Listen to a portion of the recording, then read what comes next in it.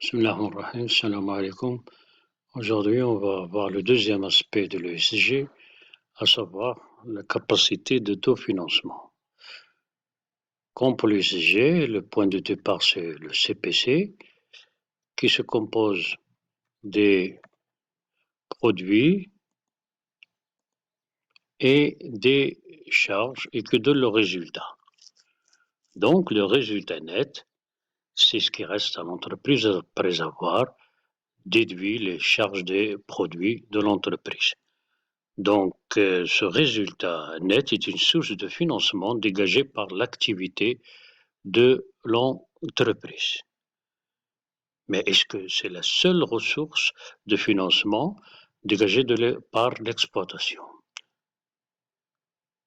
Cela suppose que tous les produits soient encaissables, c'est-à-dire vont entraîner une entrée d'argent, et que toutes les charges sont décaissables, c'est-à-dire qu'elles vont entraîner la sortie d'argent. Or, lors de l'étude de l'amortissement, on a vu que l'amortissement est une charge un peu particulière qui présente un intérêt pour l'entreprise sur le plan de financement. Pour mettre en évidence cet intérêt, on va prendre un exemple chiffré en supposant deux cas. Premier cas, l'entreprise ne pratique pas les amortissements. Donc, toutes les charges sont décaissables et tous les produits sont encaissables. Le deuxième cas, l'entreprise pratique l'amortissement.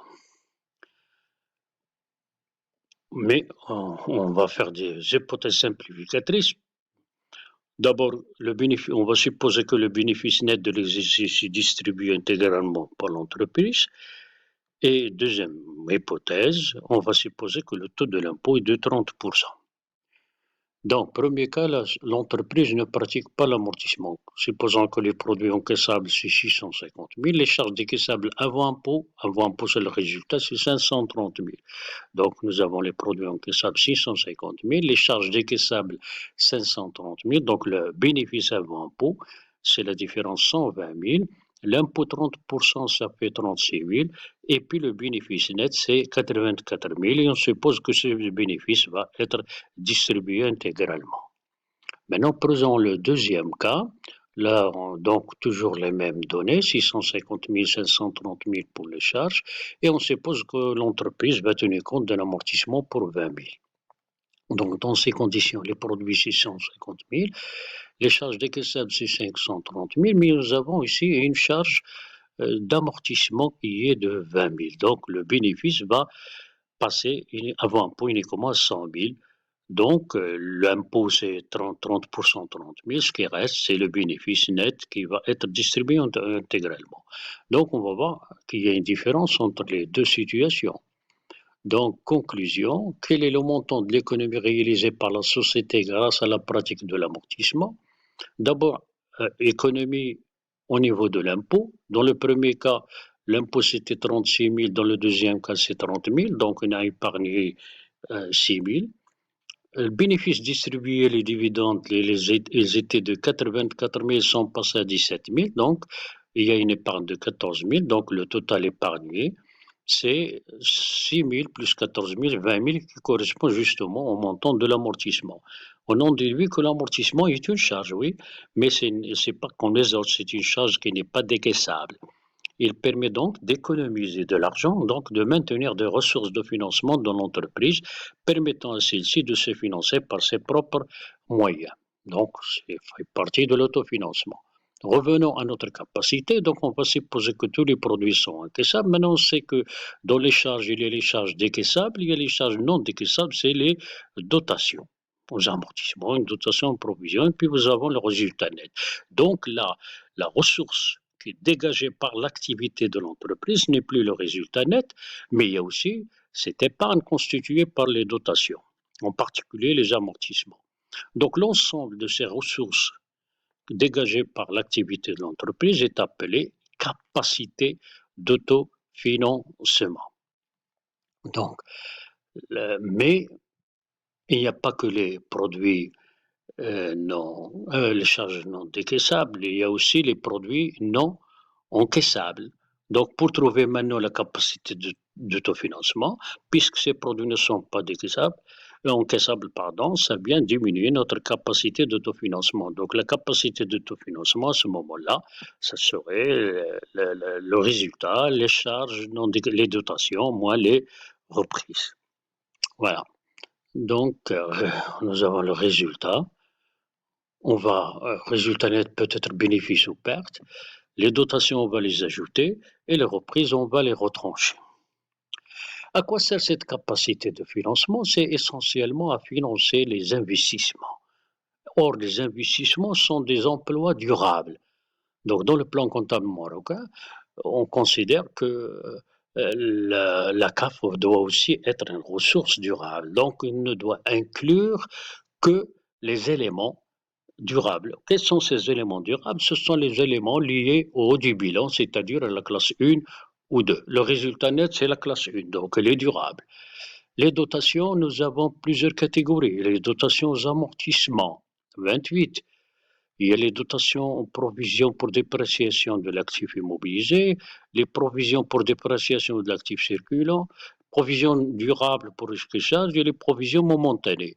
Nous avons la même chose pour les reprises. Donc, puisque on a dit qu'on considère que la capacité d'autofinancement est une ressource durable, donc il ne doit inclure que les éléments durables. Donc, on va reclasser ces chiffres-là afin de regrouper les éléments durables de ceux qui ne le sont pas. Donc, nous avons le résultat net, il est durable. Les dotations, tout ce qui est lié à la classe 2, il est durable, donc 28, 29 et 15.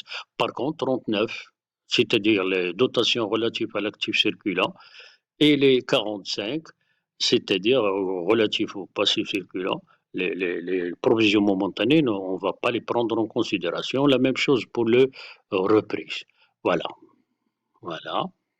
Donc, finalement, voilà, c'est le résultat net. On va ajouter les dotations à caractère durable et on va retrancher les reprises à caractère durable et ça va me donner la CAF. Maintenant, si vous voulez, on peut aller voir un petit peu les dotations et les reprises un peu plus en détail. Donc, on va commencer par les dotations d'exploitation, le 619.1. Donc, tout ce qui est dotation d'exploitation aux amortissements, là, c'est un élément durable. Le 619, voilà, 619.3, voilà. Maintenant, dotation d'exploitation, provision pour dépréciation des immobilisations. Donc là aussi, c'est un élément durable puisqu'il est lié aux immobilisations. Voilà. 619.5, dotation aux provisions pour risques et charges. Mais là, attention, il y a deux catégories. Il y a le 619,55. Là, on va le prendre en considération puisqu'il est durable. Là, une petite erreur là. Le 619,57, on ne va pas le prendre en considération. 619,6, donc c'est relatif à l'actif circulant. Il ne va pas être pris en considération le calcul de la CAF. Voilà. En ce qui concerne les dotations financières, on a vu le 639,92 relatif aux immobilisations financières, donc il sera pris en considération. Par contre, le deuxième élément qui a été étudié, dotation provision des titres et valeurs de placement, on ne va pas les prendre en considération. Pour ce qui est de 659, dotation aux amortissements exceptionnels, ça n'a pas été vu, mais c'est un élément durable. Ce qui a été vu, c'est essentiellement la dotation non courante provision pour risque et charge. Là aussi, il y a les deux éléments, on ne va prendre en considération que ce qui est durable. Il y a aussi les dotations non courantes pour dépréciation. On va prendre ce qui est relatif à l'actif immobilisé et non à l'actif circulant. Voilà un petit peu les détails. Donc, lorsqu'on a la balance, il faut faire attention, il ne faut prendre en considération que les éléments durables, c'est-à-dire liés à la classe 1 et 2. Voilà. Donc, nous avons le résultat net, la CAF, c'est le résultat net, plus les dotations durables, moins les reprises non durables. Mais ce n'est pas la seule ressource. Dans l'entreprise, il n'y a pas à avoir d'autres ressources. Par exemple, les produits de cession, c'est une ressource. L'entreprise cède une partie de ses immobilisations pour les renouveler, par exemple. Or, ce produit de cession, il comprend le VNA, mais il comprend aussi le résultat de cession. Or, le résultat de cession est aussi inclus, compris dans le résultat, c'est les postes 751 et 651. Donc, si on veut faire la somme des ressources de l'entreprise, on risque de faire un double emploi. Donc, c'est pour cela qu'on va laisser le produit de cession tel qu'il est et on va déduire de la CAF, on va déduire le résultat de cession pour qu'il ne soit compté qu'une seule fois. Donc, dans ces conditions, on va partir du résultat net plus les dotations, moins les reprises. Pour éliminer le résultat de cession, c'est le produit de cession moins la VNA. On va faire l'inverse, c'est moins le produit de cession plus la VNA. Voilà, donc une présentation de l'ESG. Voilà un exemple de présentation. L'ESG, c'est d'abord le point de départ, c'est les ventes de marchandises. On va déduire les achats revendus de marchandises pour trouver la marge brute. Ça, c'est le premier solde. Le deuxième solde, c'est la production de l'exercice, qui se compose de la somme de ces trois éléments, la ligne 3, 4 et 5, les ventes de biens et services, la variation de stock et les immobilisations produites. Donc, la marge brute plus la production de l'exercice moins la consommation d'exercice qui se compose de la somme de ces deux éléments-là va me donner la valeur ajoutée à laquelle on va ajouter les subventions, on va retrancher les impôts, les charges de personnel pour trouver soit l'excédent, soit l'insuffisance. Et puis, on va ajouter les autres produits d'exploitation, retrancher les autres charges, d'ajouter les reprises, moins les dotations pour trouver le résultat d'exploitation qui peut être soit positif ou négatif. On va ajouter le résultat financier, soit plus, soit moins, pour trouver le résultat courant. On va encore ajouter le résultat non courant, ça on va les reprendre à partir du CPC, et on va déduire l'impôt sur le résultat pour trouver le résultat net. Maintenant, ce résultat net, là, on va le reprendre au niveau de, on va le reprendre au niveau de la CAF. Et puis, on va ajouter les dotations d'exploitation. Mais attention là, c'est les dotations d'exploitation, c'est pas nécessairement le montant qui est là. Parce que là, on fait un petit renvoi là. C'est qu'à l'exclusion des dotations relatives aux actifs et passifs circulants et à la trésorerie. Donc là, on ne va pas tenir compte des dotations relatives à l'actif circulant et au passif circulant. Donc la même chose pour les reprises. La même chose pour les reprises. Donc les reprises aussi, on ne va pas tenir compte des reprises relatives à l'actif circulant et la trésorerie. Voilà. Et en ce qui concerne les reprises, il y a une reprise un peu particulière, le 757, les reprises pour subvention d'investissement. Donc ces reprises sont aussi des produits non. Donc on ne va pas les prendre en considération au niveau de la CAF. Une fois qu'on a trouvé, donc là, la CAF, c'est le résultat, plus les dotations, moins les reprises, moins les produits de cession, plus la valeur nette, ça me donne la capacité.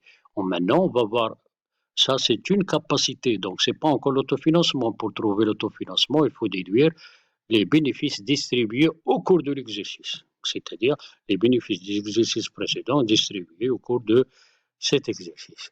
Voilà un petit peu pour ce qui est de cette capacité d'autofinancement et le ESG en général. Donc, merci.